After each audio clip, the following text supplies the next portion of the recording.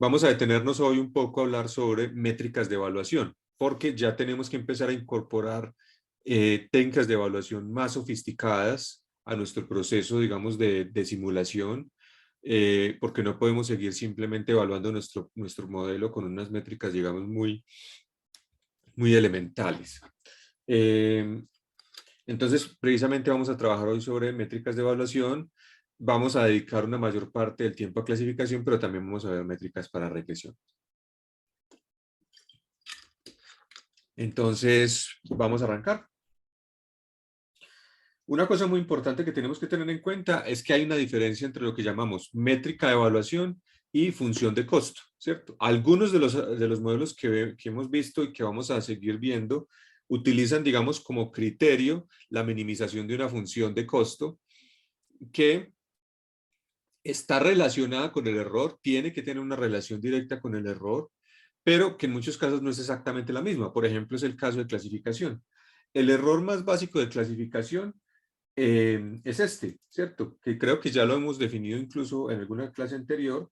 Es una función que cuenta la cantidad de veces que la salida del modelo es diferente a la salida real, ¿cierto? Recuerden que estos de acá se les llaman, es una función indicador, que es igual a 1 si la condición que está en la mitad se cumple y es igual a 0 de lo contrario, ¿cierto? La condición que en este caso hemos puesto en la mitad es una condición de error, ¿cierto? De que la salida del modelo es diferente a la salida real, a la que yo espero.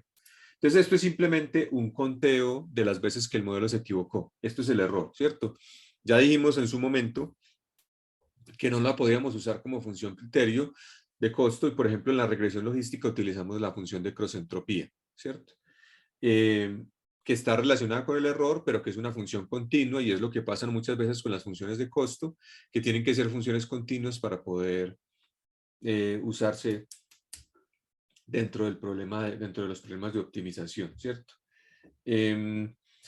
Pero entonces, digamos, en un problema de clasificación básico, donde tenemos dos clases, clase 1 y clase 2, ¿cierto? O clase 0 y clase 1, como sea, tenemos al menos dos tipos de error. Nuestro sistema puede que la clase real de la muestra sea clase 1 y el sistema nos dijo que era clase 0, o la muestra real era clase 0 y el sistema nos dijo que era clase 1.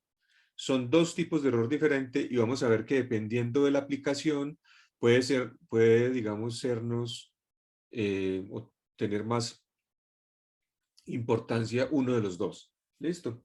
Entonces, usualmente, las clases en un problema de clasificación, hay una clase a la que le llamamos la clase positiva y a otra le llamamos la clase negativa. Es una convención, ¿cierto?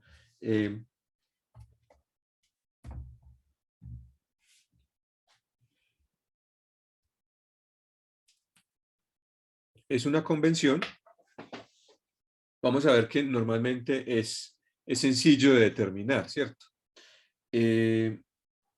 Digamos que normalmente la clase positiva es como esa clase objetivo a la que mi sistema le apunta inicialmente. Entonces les voy a poner dos ejemplos acá, dos casos, donde, y ustedes me van a ayudar digamos, a definir quién es la clase positiva y luego vamos a analizar los dos tipos de error que yo les acabo de contar, ¿cierto?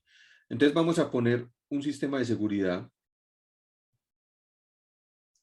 Ese es el primer ejemplo. Entonces, en este sistema de seguridad vamos a construir un sistema de verificación de identidad, por ejemplo, a partir de la imagen del iris del ojo, ¿cierto? Entonces,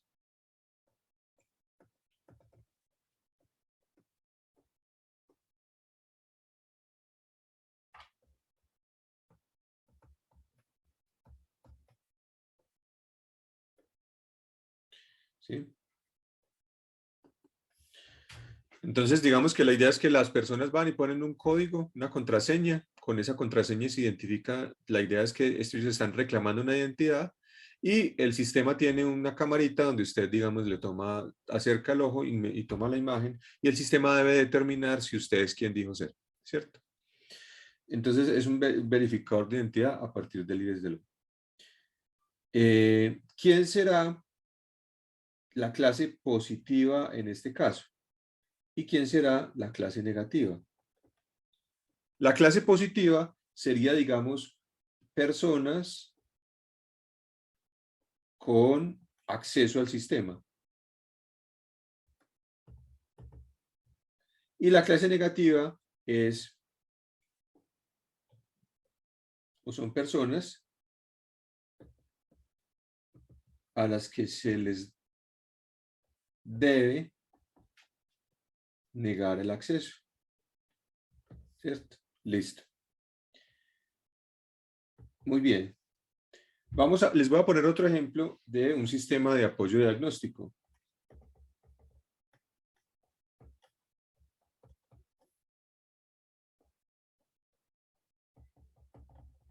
¿Sí?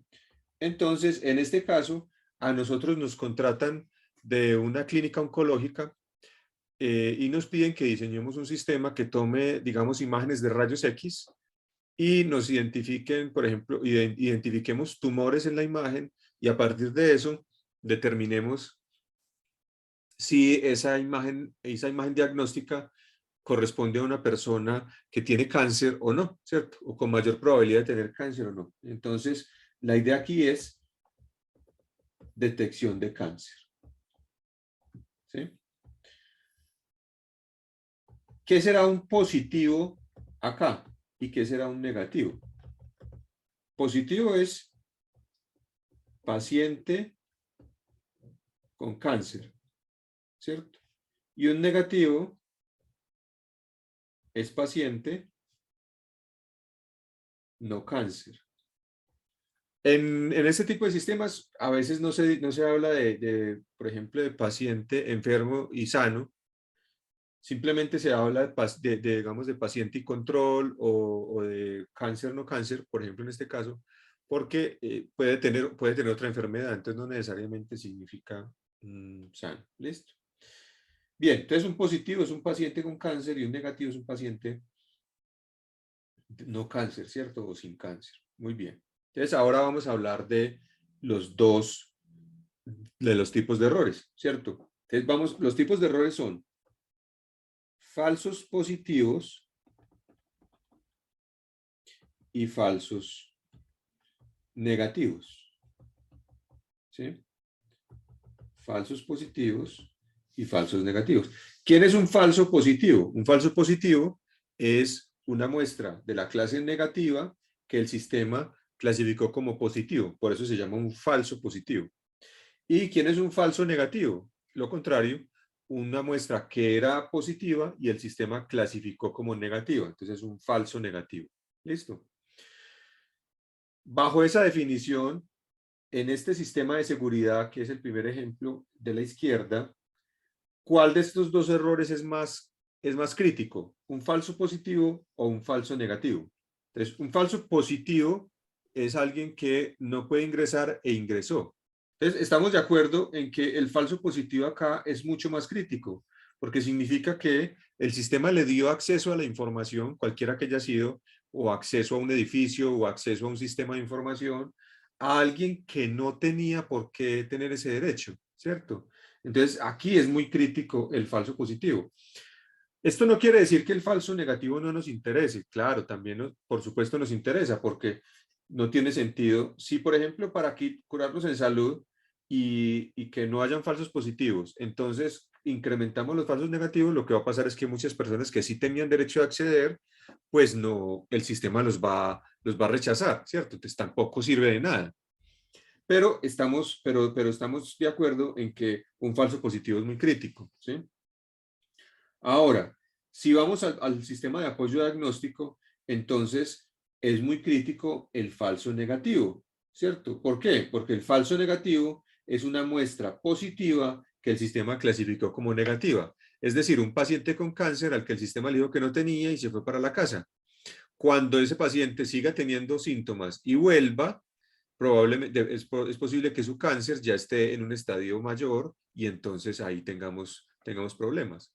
El caso entonces es que dependiendo de la convención que uno haga, de cuál es la clase positiva o cuál es la clase negativa, entonces el tipo de error, sea falso positivo o falso negativo, hay alguno que tiene más importancia. Lo más importante de todo es que necesitamos, más allá de que le queramos dar más importancia a uno o al otro, debemos medirlos los dos de manera separada para poder tener claridad de cómo es que mi sistema se está desempeñando, ¿sí? Si mi sistema está funcionando bien o si mi sistema está funcionando mal porque solo, digamos, está clasificando correctamente una clase y la otra no. Eso es importante. Entonces, por esa razón, dentro de las medidas de error, tenemos que tener en cuenta esto. ¿Listo? Entonces, eso es lo que vamos a ver. Cuando estamos hablando de un programa de clasificación, entonces tenemos siempre una clase 1, una clase 2. Normalmente a una de las dos la llamamos la clase positiva, a la otra la llamamos la clase negativa.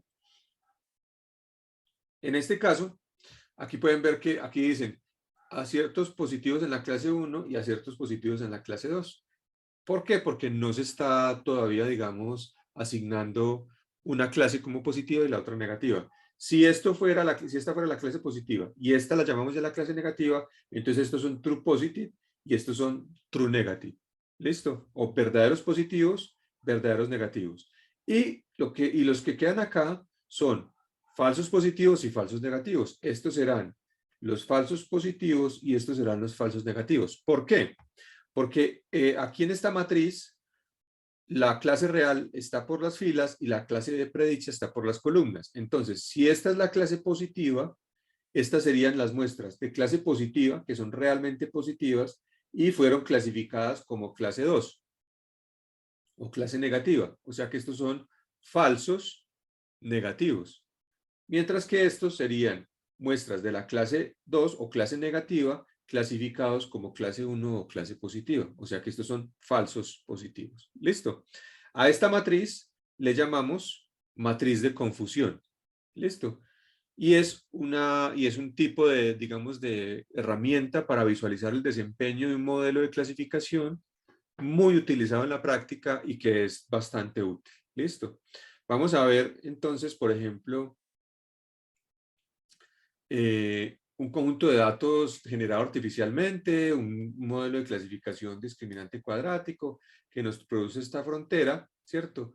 Entonces, una cosa muy importante, en los modelos de clasificación no solamente podemos obtener, digamos, la clase a la que el modelo asigna la muestra, sino que podemos obtener una puntuación.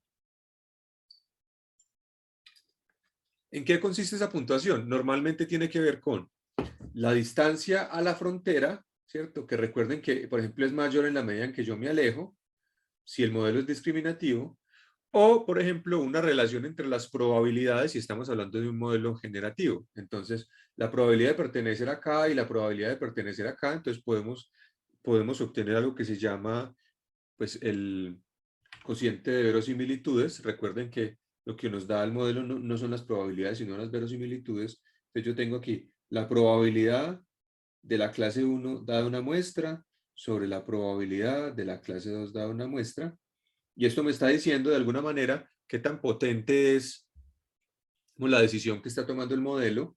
A esto se le llama un score o una puntuación y se suele también utilizar mucho en logaritmo, que sería el logaritmo de la probabilidad de la clase 1 dado x menos el logaritmo de la probabilidad de la clase 2 dado x. ¿Sí? Entonces, esta puntuación es importante, por ejemplo, para saber qué tan fuerte es la decisión que está tomando mi sistema. Y si estamos hablando de un modelo discriminativo, entonces el score puede ser simplemente la evaluación de la función x en la frontera. Está viendo que el score puede ser positivo o puede ser negativo dependiendo de si la muestra está a un lado o al otro de la frontera, ¿cierto? Este también puede dar positivo o negativo. Si el término del lado derecho es mayor, pues esto dará negativo. Si el término del lado izquierdo es mayor, esto dará positivo. ¿Por qué les cuento esto? Porque eso es importante, lo vamos a usar en la clase de hoy para hablar de métricas y porque la gráfica siguiente lo que está graficando precisamente es esa puntuación. Y en esta puntuación entonces vamos a observar precisamente las muestras que son verdaderos positivos, verdaderos negativos, que son los azules, falsos positivos, que son, que son estas líneas verdes que alcanzamos a ver aquí, y falsos negativos, que son las rojas. Entonces, cuando yo estoy haciendo la clasificación, obviamente, entonces, si tratamos este log score o tratamos este score así, dependiendo del modelo, simplemente seguimos resolviendo el problema como la muestra será, digamos, la clase asignada a la muestra X será positiva si el score es mayor o igual que 0 y será negativa si el score es menor que 0. Listo. Es lo mismo que estábamos haciendo antes, que si está a un lado de la frontera o no, que si es más probable en una clase, más verosímil en una clase o en la otra. Es lo mismo, pero representado aquí a partir de este score. Listo. Entonces, lo que estamos viendo en la gráfica es lo que sucede, digamos, una vez yo construyo mi modelo, hay muestras verdes que quedan al lado correcto de la frontera, hay muestras grises que quedan al lado correcto de la frontera, hay muestras verdes que quedan al lado contrario y hay muestras grises que quedan al lado contrario, ¿cierto? Entonces, de todas esas muestras, si obtenemos sus puntuaciones y hacemos la distribución y vemos cómo se distribuyen esas puntuaciones, entonces obtenemos esta gráfica de distribución de las puntuaciones. ¿Cuál sería el caso ideal? El caso ideal sería que todas las muestras de una clase estuvieran a un lado y todas las muestras de la otra al otro. Eso significa que cuando calculamos estas puntuaciones, lo que nos daría es que las distribuciones de probabilidad de las dos clases estarían completamente separadas. Pero como en los casos reales eso no sucede, siempre vamos a tener una sección de traslado. Aquí está nuestro umbral de 0.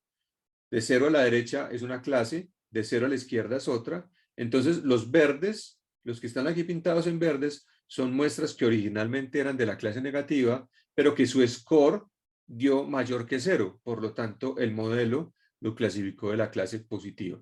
Y lo mismo pasa con las rojas. Las rojas son muestras que realmente son de la clase positiva, pero su score dio negativo. Entonces, el sistema o el modelo lo clasificó como clase negativa, ¿cierto? Entonces esas son las áreas de error, ¿cierto? Esas son las áreas de error del error que está cometiendo mi sistema. Entonces, cuando nosotros calculamos la matriz de confusión, lo que vamos a ver es precisamente esto, ¿cierto? Estas distribuciones. Entonces aquí tenemos, para este mismo problema que estamos analizando aquí, entonces tenemos 471 muestras de la clase 1, que vamos a decir que es la positiva, clasificadas correctamente, 473 de la clase negativa clasificadas correctamente, y estos son los errores. Entonces, así vemos el conteo, y en muchos casos es muy útil realmente dividir estos valores por la cantidad de muestras que hay, por ejemplo, en cada una de las clases. Entonces, si yo divido esto por la cantidad de muestras de la clase positiva, entonces aquí obtengo estos valores. Me dice, entonces yo ya sé que el 94% de las muestras de la clase positiva están clasificadas correctamente y el 95% de las muestras de la clase negativa están clasificadas correctamente. ¿Listo? Si tuviéramos un problema de múltiples clases, también podemos construir una matriz de confusión. Ahí ya no hablamos de verdaderos positivos y verdaderos negativos, porque como no hay solamente dos clases, sino más de una, entonces simplemente hablamos de clasificaciones correctas de cada una de las clases y lo que está por fuera de la diagonal principal, todos son errores, ¿cierto? Entonces, obviamente lo que nosotros quisiéramos es que todo estuviera concentrado acá, pero dependiendo del problema, pues habrán problemas que serán más difíciles que otros y veremos muchos valores por fuera de la diagonal. La matriz de confusión en problemas de clasificación de varias clases es supremamente importante porque nos va a permitir determinar cuáles son las clases que se están confundiendo entre ellas, ¿cierto? Uno puede aquí, por ejemplo, ver, mire, si yo miro, por ejemplo, esta, entonces aquí estoy relacionando la clase 1 con la clase 4. La clase 1 con la clase 4 no se están confundiendo absolutamente nada. La clase 1 con la clase 3 tampoco.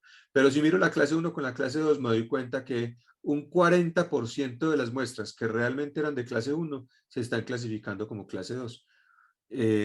Perdón. Esto es la diagonal. Esto es uno con uno, no. Esto está bien. Es este el error. Es este el error. El 40% son muestras que están bien clasificadas, que son de la clase 1 y están siendo clasificadas como clase 1. El 59% son muestras de la clase 1 que están siendo clasificadas como clase 0. Entonces aquí hay un problema.